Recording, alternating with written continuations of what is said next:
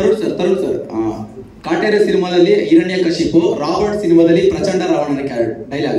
ಅಂದ್ರೆ ನಿಮಗೆ ಏನಾದ್ರು ದರ್ಶನ್ ಸರ್ ಇಟ್ಕೊಂಡು ಪೌರಾಣಿಕ ಪಾತ್ರನ ಮುಂದುವರಿಸಬೇಕಂತ ಇದೀರಾ ಅಂತ ಪ್ರತಿ ಸಿನಿಮಾದಲ್ಲೂ ಒಂದೊಂದು ಪೌರಾಣಿಕ ಪಾತ್ರದ ಡೈಲಾಗ್ ಅವ್ರ ಹತ್ರ ಹೇಳಿಸ್ತಾ ಇದ್ದಾರೆ ಸರ್. ಇಲ್ಲ, ನನಗೆ ಬೇಸಿಕಲಿ ರಂಗಭೂಮಿ ಒಲವು ಜಾಸ್ತಿ. ನಮ್ಮ ತಂದೆ ಎಲ್ಲ ರಂಗಭೂಮಿ, ನಮ್ಮ ತಂದೆ ನಮ್ಮ ತಾಯಿ ಎಲ್ಲ ರಂಗಭೂಮಿ ಕಲಾವಿದರಾಗಿರೋದ್ರಿಂದ ನನಗೊಂಚೂರು ರಂಗಭೂಮಿ ಒಲವು ಜಾಸ್ತಿ.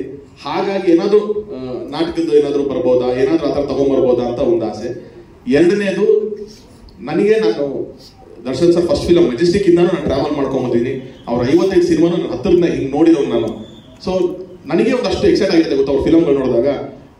ನನಗೆ ಗೊತ್ತು ದರ್ಶನ್ ಸರ್ದು ಪರ್ಫಾರ್ಮೆನ್ಸ್ ಪೌರಾಣಿಕನೋ ಐತಿಹಾಸಿಕ ಹೆಂಗಿರುತ್ತೆ ಅಂತ ಅಂದ್ಬಿಟ್ಟು ಅಂತ.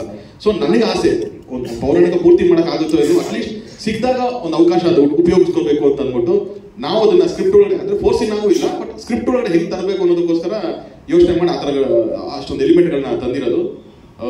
ಪೌರಾಣಿಕನೋ ಐತಿಹಾಸಿಕನೋ ಮಾಡೋ ಒಂದು ಅವಕಾಶನೋ ಒಂದು ಭಾಗ್ಯನೋ ಕೊಟ್ಟರೆ ಖಂಡಿತವಾಗ್ಲೂ ಕಣ್ಣು ಹೊತ್ಕೊಂಡು ಮಾಡ್ತೀನಿ ಸರ್. ಸುಧಾಕರ್ ಸರ್, ಶಶಿ ಪ್ರಸಾದ್ ಇಲ್ಲಿ ಈ ಕಡೆ. So how challenging was